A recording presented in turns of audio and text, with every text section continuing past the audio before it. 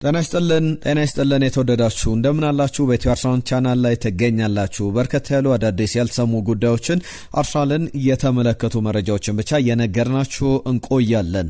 ይህንን ቪዲዮ ላይ ካድርጋችሁ ጀምሩ። ቅድሚያ ምን ጉዳዮችን ይዘን ከእናንተ ጋር ቆይታ እንደምናደርግ እናስተዋውቃችሁ። ቆይታችንን እንደምትወዱ ተስፋ እናደርጋለን። በርከት ያሉ የእናንተ ሀሳቦችም መጥተውልናል። መለስ ብለን የምንመለከታቸው ነው የሚሆነው። ትናንትና ያነሳናቸው ዝውውሮች አሉ። ከአርሰናል ጋር በተያያዘ ዛሬስ ምን አዳዲስ የዝውውር ዜናዎች አሉ? በስፋት እናነሳለን። ናትናኤል ብራውን የአርሰናል ሁነኛ በተለይ በሚኬል አርቴታ የሚፈለግ ቨርሳታይል መሆኑ የሚኬል አርቴታ አንደኛው አማራጭ ተደርገው የሚታዩ ተጫዋቾችን በቨርሳታይሊቲያቸው በተለያዩ ቦታዎች ላይ መጫወት መቻላቸው እንደ ትልቅ ኳሊቲ ይታያልና ከናትናኤል ብራውን ጋር በተያያዘ ወደ ባየርን ወደ አርሰናል እየተባለ ብዙ ሀሳቦች ሲነሱበት ነበር። አዳዲስ በባየርን ብዙ መገናኛዎች ጭምር ለባየርን ቀረብ ያሉ የዜና ምንጮች ጭምር ይዘውት የወጡ ዘገባ አለ። በስፋት እንመለከተዋለን። ኬነን ይልዲዝ ወይስ ደግሞ ኤላይ ጁኒየር ክሩፒ? ለእናንተ የትኛው አጥቂ ወይም የትኛው ተጫዋች ወደ አርሰናል ቢመጣ ምርጫችሁ ነው? ኬነን ይልዲዝ ወይስ ደግሞ ኤላይ ጁኒየር ክሩፒ? ከሁለቱ በአማራጭነት አርሰናል በሁለቱም በኩል አድቫንቴጅም ዲስአድቫንቴጅም በጥሩ መንገድ ዝውውሮች ሊያጠናቀቅባቸው የሚችልባቸው ከዛ በተጨማሪም ዝውውሩ ላይ ትንሽ መጠነኛ እክሎች ሊፈጠሩ የሚችሉበትም እድል አለ። በስፋት እየተመለከት ነው እንቆያለን። ኡሊያን አልቫሬዝን በተለይ ከሰሞኑ ከሰማናቸው ዝውውሮች መካከል አንደኛው ነው። እሱንም የተመለከተ ጉዳይ እናነሳለን። የቪኒ ጁኒየር ጉዳይም ዳግም እየተነሳ ይገኛል። ሌሎችንም አጫጭር የዝውውር ጉዳዮች እናነሳለን። አማካኝ ስፍራ ላይ አሌክስ ስኮትን የሚያነሳው የዝውውር ዜና ሰምተናል። በአጥቂ ስፍራ ላይ አርሰናል የቪክተር ዮኬሬሽን የረጅም ጊዜ ተተኪ ከዛ በተጨማሪም ወጣት ተጫዋቾች ሆነው በደንብ ቡድኑን በስኳድ ተጫዋችነትም ማገልገል የሚችሉ ጥሩ አቅም ያላቸው ተጫዋቾችን ሊያስፈርም ይችላል የሚሉ ዘገባዎች አሉና ሶስት አማራጮችን እናነሳለን። ትናንትና በግራ መስመር አጥቂ ቦታ ላይ ሞርጋን ሮጀርስን እነ ራፋኤል ሊዮን ማርከስ ራሽፈርድን ስናነሳ ነበር ማን ወደ አርሰናል ሊመጣ ይችላል ብለን። አሁን በአጥቂ ስፍራ አጥቂ ስንል ደግሞ 9 ቁጥር ቦታ ላይ ያለ ነው። እሱንም በስፋት እንመለከታለን። ሌሎች ያልተሰሙ አጫጭር ጉዳዮችን እየነገርናችሁ እንቆያለን። ለአብሮነታችሁ ለምትሰጡን ጊዜ ሀሳብ አስተያየቶቻችሁ በሙሉ ከልብ እናመሰግናለን። በቀጥታ ወደ ጉዳዮቻችን እናልፋለን። ይህንን ቪዲዮ ግን ላይክ አድርጋችሁ ጀምሩ። የአርሰናል ቻናል ነው፣ የእናንተም ቻናል ነውና ሀሳብ አስተያየቶቻችሁ እንቀበላለን። ከኬነን ይልዲዝና ከኤላይ ጁኒየር ክሩፒ ለእናንተ የተሻለው ተጫዋች ማን ነው? ሀሳብ አስተያየቶቻችሁ ላኩልን። ትናንትና ከተመለከትናቸው አርሰናልን በተመለከተ የሚያሳዝኑ ዜናዎች መካከል አንደኛው የጁሪን ቲምበር ጉዳይ ነው። ከዓለም ዋንጫ ውጪ ሆኗል። ብዙ የአርሰናል ደጋፊዎች ዓለም ዋንጫው ላይ ቢያንስ እንመለከተዋለን ብለው ተስፋ ያደረጉበት አንደኛ የብሔራዊ ቡድን ጨዋታዎች እንደዚህ ትልልቅ ቶርናመንቶች ሲኖሩ የክለብ ደጋፊዎች በደንብ ተጫዋቾቻቸውን በብሔራዊ ቡድን ደረጃ ምን አይነት ብቃት አላቸው የሚለውን በደንብ መመልከት ይወዳሉና ያም በትልቅ ደረጃ የሚጠበቅ ጉዳይ ነበረ። ነገር ግን ከብሔራዊ ቡድኑ ውጪ ተደርጎ በሌላ ተጫዋች ስለመተካቱ ተመልክተናል። ሌሎችም የሚነሱ ሀሳቦች አሉ። ስለ አርሰናል ጥንካሬ አንድ ሁለት ባለሙያዎች የሰጡትን ሀሳቦች ላካፍላችሁ። አንደኛው የፓትሪክ ቪዬራ ጉዳይ ነው። ሌላኛው ደግሞ ሮይ ኪን። ሁለቱ በሜዳ ላይ የማንቸስተር ዩናይትድ እና የቼልሲ የማንቸስተር ዩናይትድ እና የአርሰናል ተጫዋች ሆነው ያላቸውን በጣም ባላንጣነት ራይቫለሪ ለአመታት ተመልክተናል። ሮይ ኪን ምን ይላል? አርሰናልን ተመልከቱት። የአርሰናል ተጫዋቾች አሁን በዓለም ዋንጫ ላይ ስንት ብሔራዊ ቡድንን ይወክላሉ? አርሰናል እንደሚታወቀው ከማንቸስተር ሲቲና ከባየርን ቀጥሎ ከፓሪስ ሰን ዠርመን እኩል ደግሞ ወደ 16-17 ተጫዋቾችን ለብሔራዊ ቡድን ያስመረጠ ተጫዋች ነውና እዛ ደረጃ ላይ ከዓለማችን 4-3 ቀዳሚ ቡድኖች መካከል የሚቀመጥ ነውና ሮይ ኪን አርሰናልን አሁን የተገነባበትን መንገድ በዚህ ስቴጅ ላይ እንደዚህ አይነት ተጫዋቾችን ማስመረጥ ማለት በርከት ያሉ ተጫዋቾችን ቡድኑ ያለበትን ደረጃ የሚያሳይ ነውና ከዚህ በኋላ አርሰናል አንደርስቲሜት ማድረግ ዝቅ አድርጎ መመልከት የሚቻል አይደለም። የፕሪሚየር ሊግን የበላበት መንገድ፣ ቻምፒየንስ ሊግ ፋይናል ላይ የተገኘበት መንገድ በሙሉ የቡድን ውስጥም ያሉ ቶፕ ስኳድ ተጫዋቾችን በደንብ የሚያሳይ ነውና ከአርሰናል ምልመላ ጋር በተያዘ ሲሪየስሊ አሁን በዚህኛው ክረምት ላይ 1-2-3 ጥራት ያላቸው ተጫዋቾችን ማምጣት የሚችል ከሆነ ለሌሎች ቡድኖች ከአርሰናል ጋር መፎካከር በጣም ከባድ ነው። ቀጣይ አርሰናል ይዞት ለሚመጣው ነገር ሌሎች ቡድኖች በደንብ ይዘጋጃሉ ብዬ አላስብምና በዓለም እግር ኳስ ላይ ሌላ የተደነቀ አይነት ቡድን እየተመለከተ እንገኛለን የሚል አንድምታ ያለው አስተያየት ሰጥቷልና ሰዎች ከዚህ በኋላ ሄት ዎቺንግ ወይም በጥላቻ ነበር አርሰናልን የሚመለከቱት። ነገር ግን በዚህ ደረጃ ኢምፕሩቭ እያደረገ እየተሻሻለ የሚሄድ ከሆነ ያንን ስሜታቸውን ይዘው ለመቀጠል ይቸገራሉ ይላል። ቪዬራን በተመለከተ አንድ ጉዳይ ያነሳል። እስቲ ስለ አርሰናል አሸናፊነት በጣም ትልቅ ማሳያ ነው እኔ በግሌ የወደድኩት ሀሳብ ነው። ቪዬራ የአርሰናልን አሸናፊነት ፕሪሚየር ሊግን ማሸነፍ በጣም ከባዱ ሊግ ነው። በቻምፒየንስ ሊግ ፋይናል ላይ መድረስ በጣም ለአርሰናል እንደ ስኬት የሚታይ ነው፣ ትልቅ ነገር ነው ይላልና አርሰናል የተጓዘበትን መንገድ ሰዎች ለማጣጣል ይሞክራሉ። ነገር ግን እንደዛ አይደለም። ለምሳሌ በፕሪሚየር ሊግ ላይ ያልቀጠለው ከፕሪሚየር ሊጉ የወረደው 18ኛ ደረጃን ይዞ ያጠናቀቀው ዌስትሃም እኮ 85 ሚሊዮን ፓውንድ የሚገመት ተጫዋች አለው። ማቴዎስ ፈርናንዴስ 85 ሚሊዮን ፓውንድ አካባቢ የሚገመት ነውና እስቲ አንድ ሰከንድ ስጡኝ። ያንን ያክል ዋጋ የሚያወጣ ተጫዋች ወራጅ ቀጠና ቡድን ውስጥ መኖሩ የሊጉን ጥራት በደንብ የሚያሳይ ነውና ስለ አርሰናል አሁን ኤኒዋን ማንኛውም ሰው በቀላሉ ዴሉዥናል ሆኖ የሚሰጣቸው አስተያየቶች ይቀራሉና በጣም ዘሞስት ዲማንዲንግ ሊግ ላይ ጥሩ እግር ኳስ ተጫውቶ ማሸነፍ የቻለ 38 ሳምንታትን አሳልፎ በቀዳሚነት ማጠናቀቅ ከነዚህ ሁሉ ቡድኖች በቀዳሚነት ይዞ ማጠናቀቅ ኮንሲስተንሲ፣ ኳሊቲ፣ ሜንታሊቲ በደንብ የሚፈልግ ነው የሚል ዝርዝር ጉዳዮችን ያነሳልና አሁን ሰዎች ሪላይዝ እያደረጉት አይደለም ከባድ እንዴት እንደሆነ ፕሪሚየር ሊግን ማሸነፍና ያንን ደግሞ በደንብ ይገባቸዋል ብለን እናስባለን የሚል ሀሳቡን ያነሳል። የጄሚ ካራገርን ሀሳብ እዚህ ጋር ልጨምርላችሁ። ጄሚ ካራገር አርሰናል በጣም ማርኬቱ ላይ በደንብ በሪል ሲሪየስነስ ወደ ገበያው መውጣት አለበትና ዲፌንዲንግ ቻምፒየን ነው። እንደ ዲፌንዲንግ ቻምፒየን እንደ ሊጉ አሸናፊ ኢንቨስት ማድረግ ስፔንድ ማድረግ አለበት፣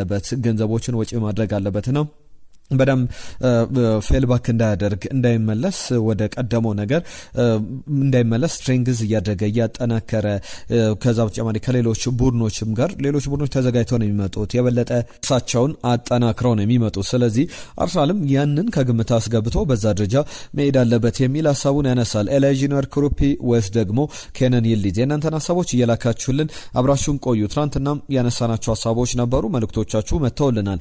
አርሰናል አጥቂ ስፍራ ላይ ነው ብዙዎቹ ተንታኞች ምክርም እየተሰጠው ያለው የትኛውን ተጫዋች ማስፈረም ያለበት የሚለው ሚካኤል አርቴታ፣ የአንድሪያ ቤርታ፣ የማውሪዚዮ ሚሼል ውሳኔ ነው። ከዛ ውጪ ግን በጣም የተሳካ የውድድር ዘመን አርሰናል አሳልፏል። ያ የውድድር ዘመን ደግሞ ከ2 ዓመታት በኋላ ፕሪሚየር ሊግን አሸንፎ በቻምፒየንስ ሊግ ፋይናል ላይ ደግሞ ኢንፍራክሽን ኦፍ ሰከንድ ወይም በጣም በጥቃቅን ልዩነቶች ዋንጫውን ያጣበት ነውና የሚቀጥለው ዓመት ላይ የበለጠ ታርጌት አድርጎ በእርግጥ በሚቀጥለው ዓመት ቻምፒየንስ ሊግ ላይ ነገሮች አልጋ ባልጋ ነው። ጆዜን ይዞ የሚመጣው ሪያል ማድሪድ ነው፣ ባርሰሎና ነው፣ እነ ኢንተር ሚላን፣ ሌሎችም ክለቦች በጣም ፓሪስ ሰን ዠርመን፣ ባየር ሙኒክ እነ ማንቸስተር ሲቲ ቸልሲም በተጠናከረ መንገድ ይመጣሉና በፕሪሚየር ሊግም ላይ በቻምፒየንስ ሊግም ላይ ዳግም እየተፎካከረ ለመቀጠል በ63.5 ሚሊዮን ፓውንድ አርሰናል ያስፈርመው ቪክተር ዮኬሬሽ ከሱም ላቅ ያለ ተጫዋች ወይም እሱን ሊፎካከር የሚችል በኳሊቲ የተለየ ሚና ሊወጣ የሚችል ተጫዋች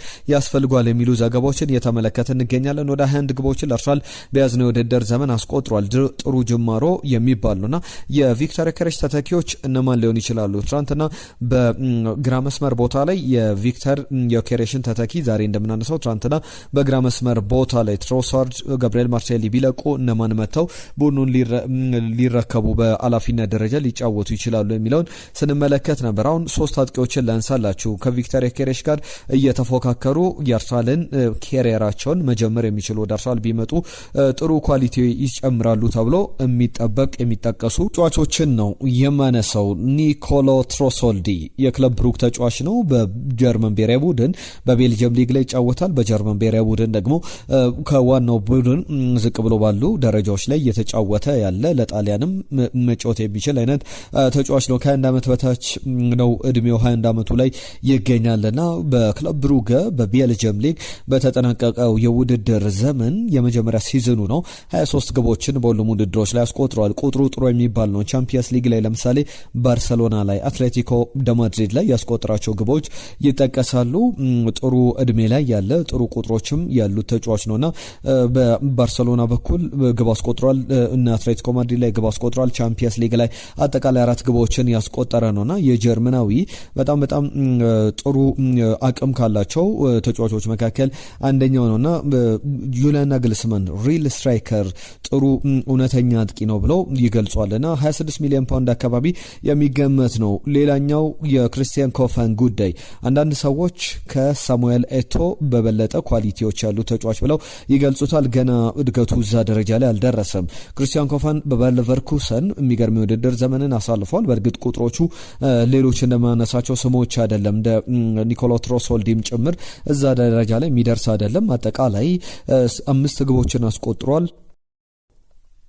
7 ግቦችን አስቆጥሯል። 5 ለግብ የሆኑ ኳሶችን ያቀበለ ተጫዋች ነውና የካሜራና ተጫዋች በጣም ሆነስት የሆነ ሪቪው ሲሰጥበት ጥሩ አቅም ያለው ከዊሊያም ሳሊባ ከጋብሪኤል ማጋሌሽ ጋር የአርሰናል የደርሶ መልስ የኳርተር ፋይናል ጨዋታ ላይ በቻምፒየንስ ሊግ ላይ ያሳየውን ብቃት ተመልክተው የሚያነሱት ጉዳዮች አሉ። ኤላጂኖር ክሩፒም ሌላኛው ስም ነው። በእርግጥ ከዚህ ተጫዋች ጋር በተያዘ 100 ሚሊዮን ፓውንድ ይላል ቦርመዝ። ነገር ግን አርሰናል ያንን ክፍያ ይከፍላል ወይ ተብሎ ሲጠየቅ በጣም አጠራጣሪ ነው። ከዛ ውጪ ደግሞ ተጫዋቹን በተመለከተ ምናልባት ትንሽ ኢንተረስቲንግ የሚያደርገው ዝውውሩን ፓሪስ ሰን ዠርሜን ይፈልገው ነበር። ከዝውውሩ ውጪ ሆኗል። ቸልሲ የተጫዋቹ ፈላጊ ሆነው ዳግም ብቅ ማለቱ በተጫዋቹ በኩል ያለውን ድርድር በደንብ ከፍ የሚያደርገው ነውና 100 ሚሊዮን ፓውንድ እንደተባለው የሚያወጣ ተጫዋች ነው ወይ የሚለው በጣም ትልቅ አጠያቂ ጉዳይ ነው። ከሎሪዮ በ10 ሚሊዮን ፓውንድ አካባቢ የመጣ በ2 ዓመት ዕድሜ ውስጥ ወይም የመጀመሪያ ጊዜያትን በውሰት ነው ያሳለፈው። በያዝነው የውድድር ዘመን በመጀመሪያ ሲዝኑ 13 ግቦችን አስቆጥሯል። በተደራቢ አጥቂነት እንዲሁም በፊት መስመር አጥቂነት መጫወት የሚችል ጥሩ ኳሊቲ ያለው ተጫዋች ነው። ነገር ግን አርሰናል ያንን ክፍያ መክፈል ይችላል ወይ ለዚህ ተጫዋች የሚለው የበለጠ ጥያቄ የሚያስነሳ ጉዳይ ይሆናል። የኬነን ይልዲዝም ጉዳይ ይነሳል።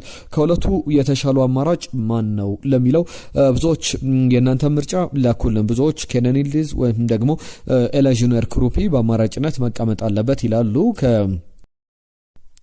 ኤላጂኖር ክሩፒ ጋር በተያዘ ፕሪሚየር ሊጉን መልመዱ የኬነን ይልዲዝ ጉዳይ ደግሞ በፕሪሚየር ሊግ ላይ አዲስ ሆኖ ወደ ሊጉ የሚመጣ ተጫዋች መሆኑ የበለጠ ሊጉን የመልመጃ ጊዜ እንዳይወስድበትና ቶሎ ሊጉ ላይ በለመደ ተጫዋች ነገሮችን ለማሳለጥ ለመቀጠል ፍላጎቶች ሊኖሩ ይችላሉ። ነገር ግን ኬነን ይልዲዝ ምን አይነት ኳሊቲዎች አሉት?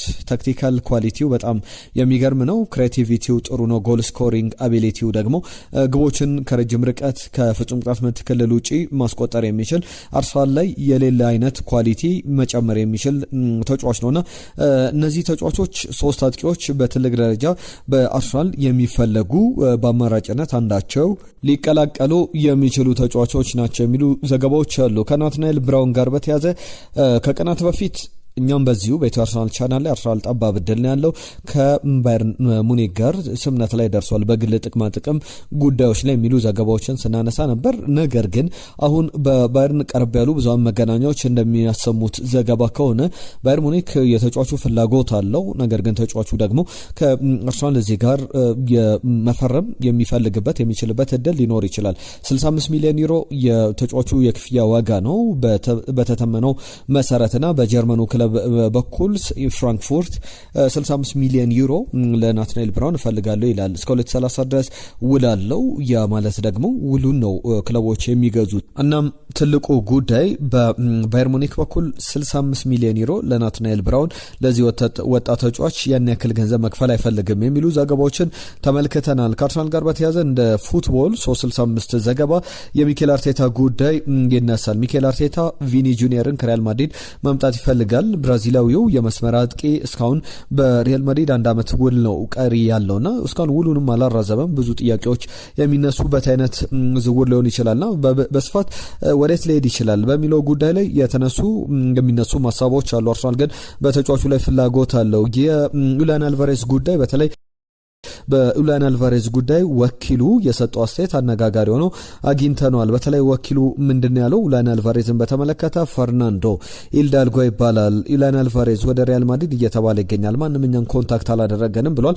ሪያል ማድሪድ የተጫዋቹ ፈላጊ ሆኖ ብቅ ማለቱ ይታወቃልና በቀጣይ ጊዜያት ላይ የበለጠ ጥሩ ግልጋሎት የሚሰጡ ተጫዋቾችን ወደ ቡድኑ ሊያመጣ ይችላል። ሪካርዶ ካላፊዮሪም ሪያል ማድሪድ ይፈልጓል። ሪካርዶ ካላፊዮሪ በተለይ ደግሞ አሰልጣኝ ጆዜ ሞሪኒዮ በዛው እያለ በደንብ በሮማ እያለ አሰልጥነውታል። ነገር ግን ብዙ ጨዋታው ላይ በቋሚ አሰላለፍ የጀመረ ተጫዋች አልነበረም። ካላፊዮሪን ወደዚህ ወደ ሪያል ማድሪድ ወደ ሳንቲያጎ በርናባው ለማምጣት ፍላጎቶች አሉ በሚል ተደጋጋሚ ዘገባዎችን ስንመለከት ነበር። ከአርሰናል የጉዳት ዜና ጋር በተያዘ በውድድር ዓመቱ ለምሳሌ ቅድም ሳነሳ የነበረው ዩሪን ቲምበር በጉዳት ከለማንጫው ውጪ ሆኗል። በአርሰናል በኩል በርከት ያሉ ተጫዋቾች በጉዳት ያሳለፉበት የውድድር ዘመን ነው።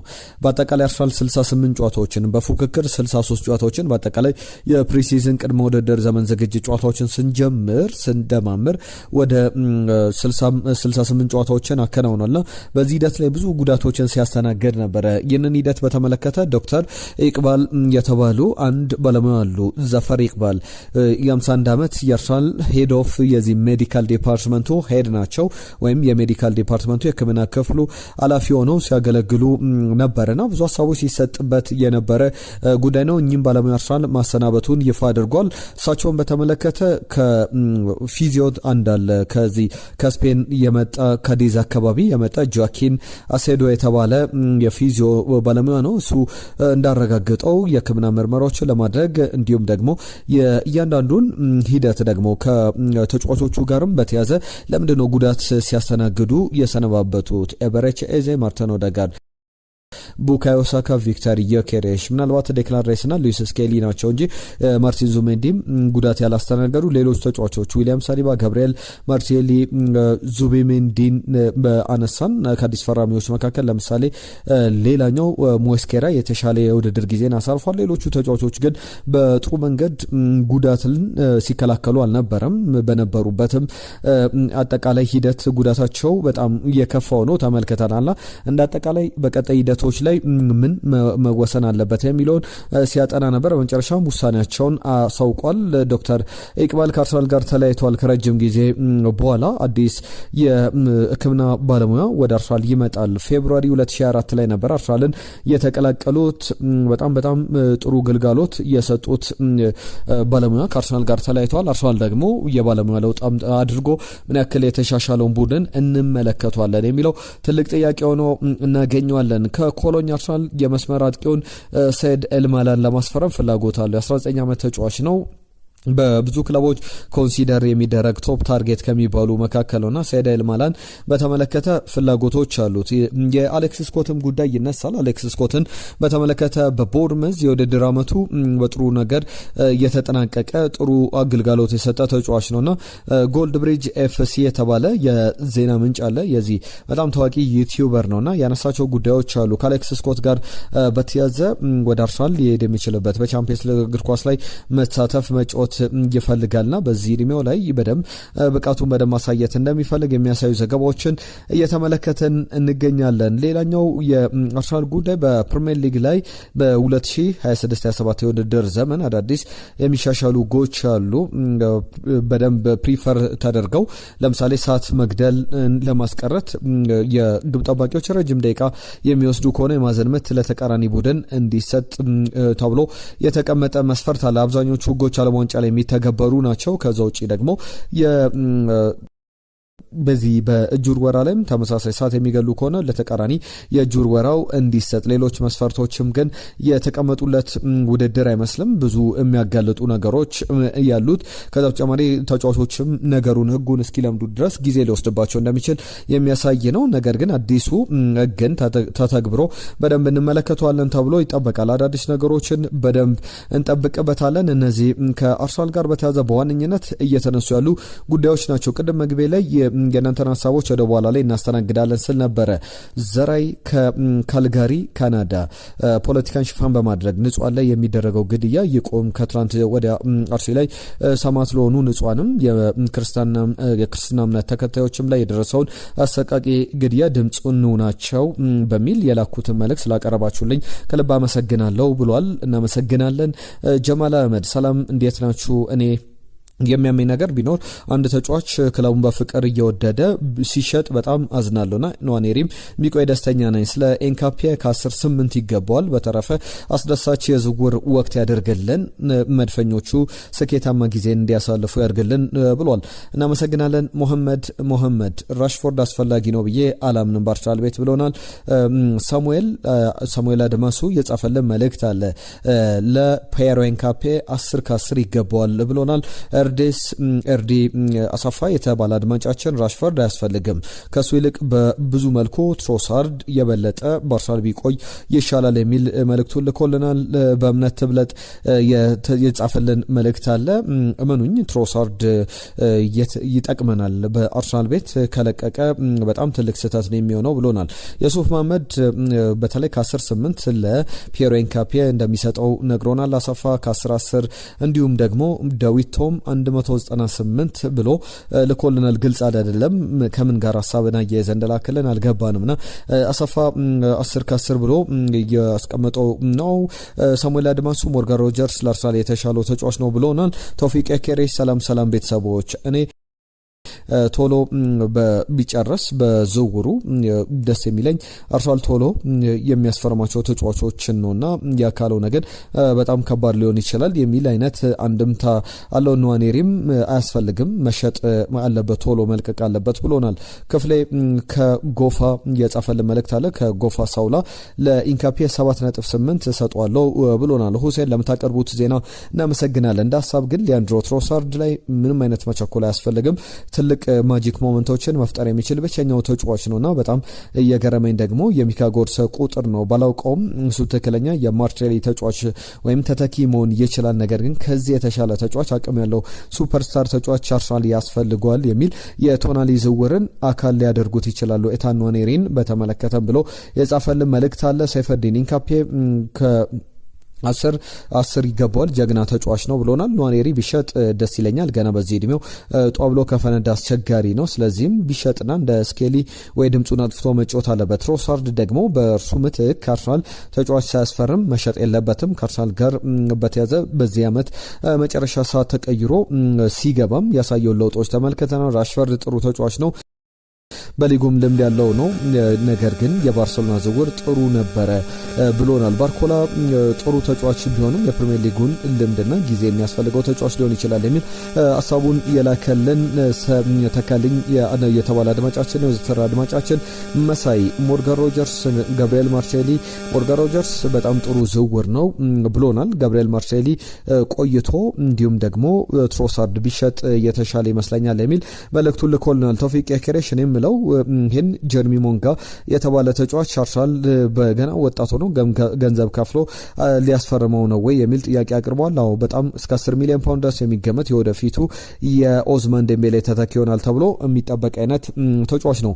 ሰላም ምርጦች እንዴት ናችሁ? እኔ አሁንም ቢሆን የተለያዩ ተጫዋቾችን አርሰናል እየመለመለ ይገኛል። በተመጣጣኝ ዋጋ ማስፈረም ያለበት ይመስለኛል። ሮጀርስን፣ ክሩፒያን፣ ሚካ ጎርሰን የቀድሞ ካስፈረመ ሌሎች ቦታዎች ላይ እንደ ዳኒሎ አይነት በአዲስ ጉልበት የሚመጡ ተጫዋቾች ያስፈልጉታል ብሎናል። አህመድ ከጅቡቲ ጥያቄ አለኝ። 2010 የዓለም እግር ኳስ ዋንጫ ደቡብ አፍሪካ ላይ ሲካሄድ የመክፈቻው ጨዋታ ማን ከማን ነበረ አስታውሱ ብሏል። የመጀመሪያው ጨዋታ ሻባላላ ግብ ያስቆጠረበት 1-1 የተጠናቀቀ ጨዋታ ሜክሲኮና ደቡብ አፍሪካን ያገናኘ ጨዋታ እንደነበረ ይታወቃል። ያ የሻባላላ ግብ የነበረው የደስታ አገላለጽም በጣም የሚገርም አይነት ድባብ እንደነበረው እናስታውሳለን። ሻባላላን ከዛ በኋላ በእግር ኳስ ብዙም የተመለከትነው አይደለምና ከሻባላላ ጋር በተያዘ በዚህ በሜክሲኮ ጨዋታ ላይ ያስቆጠራት ግብ የምትታወስ ናት። በሱ ቃል ምንም አይነት ብራድሊ ባርኮላ የተባለ ስም አያስፈልግም፣ ኬንን ይልዲዝን አርሰናል ማስፈረም አለበት ብሎላል። ኤርዳ ያሰፋ እንዳማራጭ ያቀረቡት ዝውውሮች ከሮጀርስ ውጪ ሌሎቹ በዚህ ዓመት ጥሩ ጊዜን ያሳለፉ በክለቦቻቸው ቤንች የሆኑ ተጫዋቾች ናቸው። ለኛ ክለብ የሚያስፈልገው ምርጥ 11 ውስጥ መግባትና በቋሚነት ሊገቡ የሚችሉ ተጫዋቾች ናቸው ብሏል። ሌፍት ዊንገር ላይ ሞርጋን ሮጀርስ የተሻለ ነው ብሎናል። ደራጌድ አርሰናል ለኢንካፔ 10 ከ10 ይገባዋል የሚል መልእክቱን ልኮልናል። ሁላችሁንም ከልብ እናመሰግናለን። በርከት ያሉ ጉዳዮችን ነገርናችሁ። አጫጭር ጉዳዮችን ይዘን ደግሞ ዳግመን እንመለሳለን። የዛሬን እዚህ ላይ ያበቃን። ቪዲዮቻችንን እንደምትወዱ ተስፋ እናደርጋለን። ጤና ይስጥልን ብለናል። ጤና ይስጥልን።